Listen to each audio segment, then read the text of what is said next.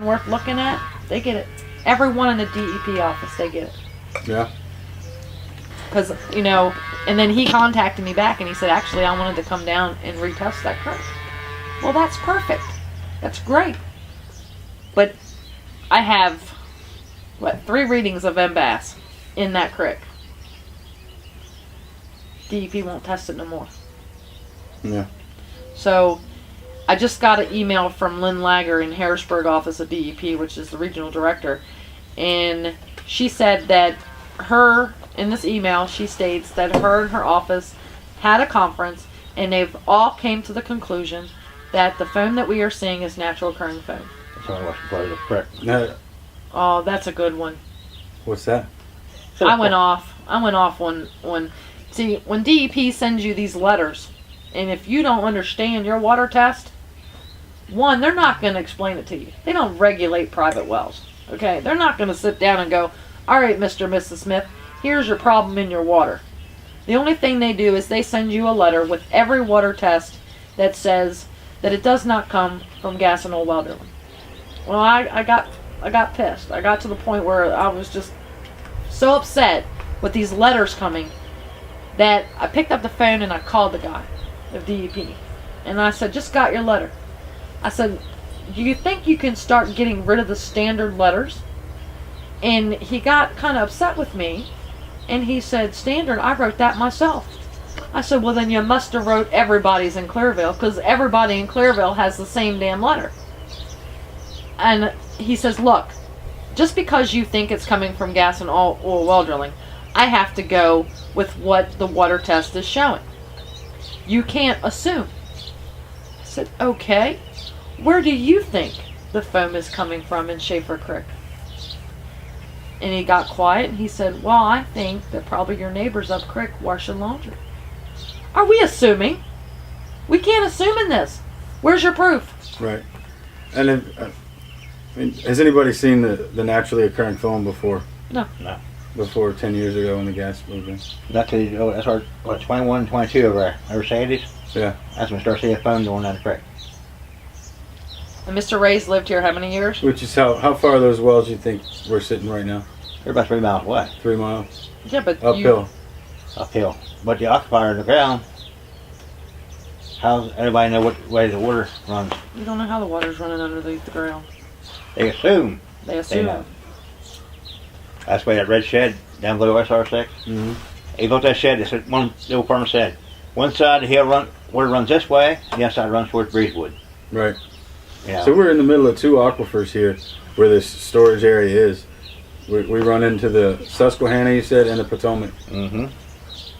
Now, you just mentioned earlier that you guys had yourselves tested for arsenic. Was there any findings there? Mm-hmm.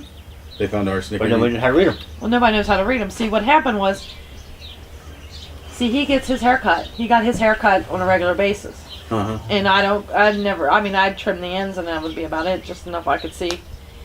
And he went up and he got his hair tested. And it came back undetected. It was low. It was really low. It was really low. So I went up, and it was like, what, 9 o'clock at night? My doctor called. And he was like, I got your test. And I was like, okay. He said, I don't know what to tell you. He said, the only person I know that came in my office that had high arsenic readings, I told him to stop eating the fish. Well, I don't eat fish. Yeah. He says, I don't know what to tell you about water. Because that's where the arsenic would have to be coming from, I would be assuming. You know? I mean, it's safe to assume that if you found it in your water, right? So and you found it in yourself, he told me. I mean, you could go as far as to say maybe it's out of the eggs from the chickens you eat, but it's still because they were drinking the water. Right. Yeah.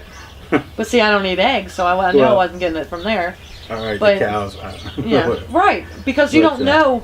I mean, they're saying like with arsenic, you get like little warts on your body. Mm. Okay, well, I've got them. I've got them driving me crazy. But he, my doctor is like, here's the paperwork. You do some research on it. But he did tell you had elevated levels. I even called the Mayo Clinic because that's who ran the test. Mm-hmm. And I get I mean, I'm on a long distance phone call, burning up the minutes, and I finally get a hold of the Mayo Clinic, and I'm talking to him, and I'm like, look, got this arsenic reading, can you explain it to me? You know, and he was like, are you a doctor? No. I'm the one that just had the hair cut off, you know. Whose doctor told me to call you? Yeah, my doctor told me to call you. He said, I can't talk to you, you're not a PhD. Really? Yeah.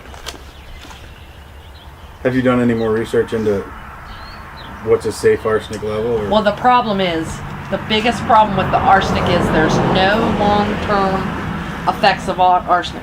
So yeah, there's arsenic exposure if you've been if you just inhaled it or just, you know. This was done in San Juan Capistrano, California. Mm-hmm. That's where the test was. They sent your hair a long way. So there's no long-term exposure test done that we can find that's ever been done on arsenic. What doctors up here don't know what. They don't know what they're doing. Tell them they run gas wells, storage wells, gas wells.